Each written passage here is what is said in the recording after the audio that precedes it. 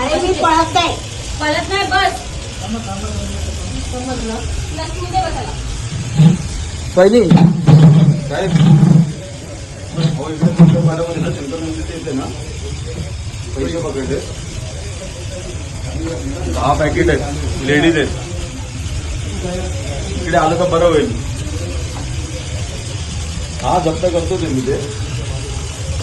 जप्त करतो तिथे वरतून ते पी ना फोन करा ना आणि आरो ऑफिसला आपल्या मॅडम फोन करून नका नाही एफ आय आर करतो ना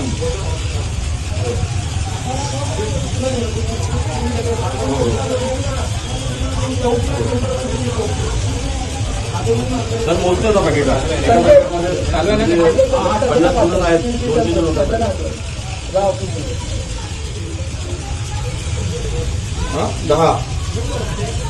हो नाही 200 आहेत 200 नाही 50 आहेत फक्त 200 50 आहेत हो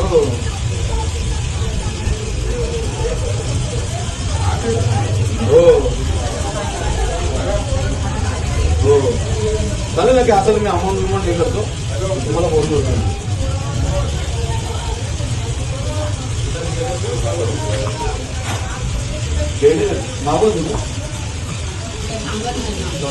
नाव ना झालं ते इकडे जे दुसऱ्या पक्षाचे आहेत ना त्यांनी पकडले ते वाटताना त्यांना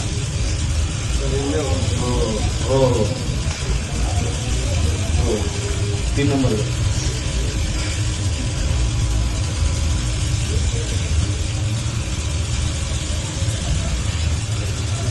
3 जण तिथे 3 जण हा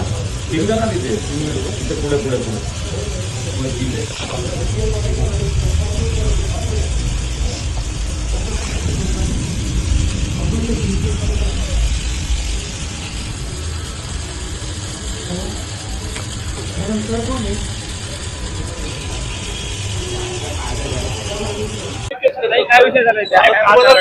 मी नॉर्मली माझ्या कार्यालयामध्ये बसलेली होती आमच्या सगळ्या महिलांना जेवण वगैरे ते कसं पुरायला 5 पचार बंद झाला आमचा 5 पचार बंद झाला आम्ही जेवणाची व्यवस्था केली आम्ही रीतसर सगळं 7 बंद केला मला अचानक कॉल आला माझ्या मुलांचा ते राऊंडरला होते त्या लोकांनी सांगितलं की एक जी ह्यांची नेहा पाटील म्हणून एक पोरगी आहे रियामध्ये उमेदवार आहे ती तिच्या नेहा पाटील काम करते नेहा पाटील इशिका नाईक तिची पोरगी आणि अजून एक जी आतमध्ये पैसे होते ती बाई ती वारंवार दैविक नाव आहे ती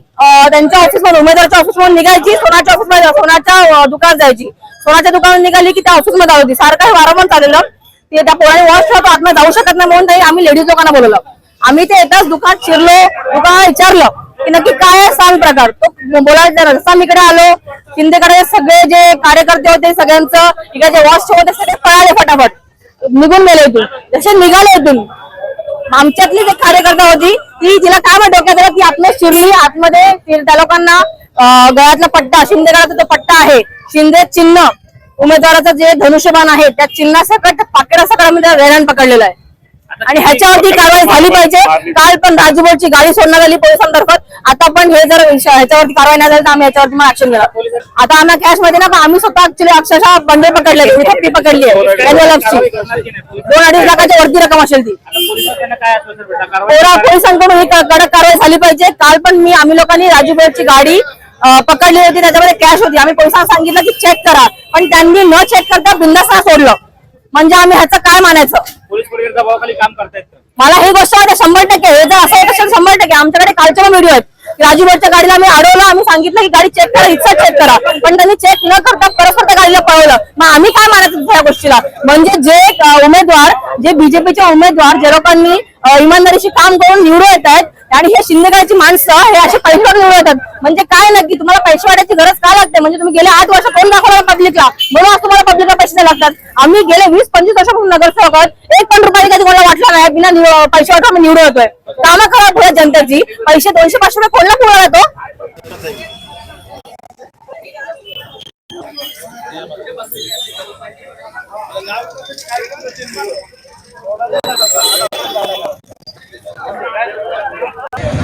बस कर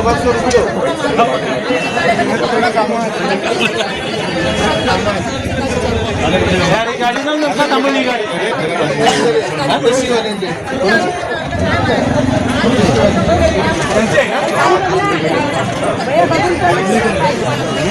नाही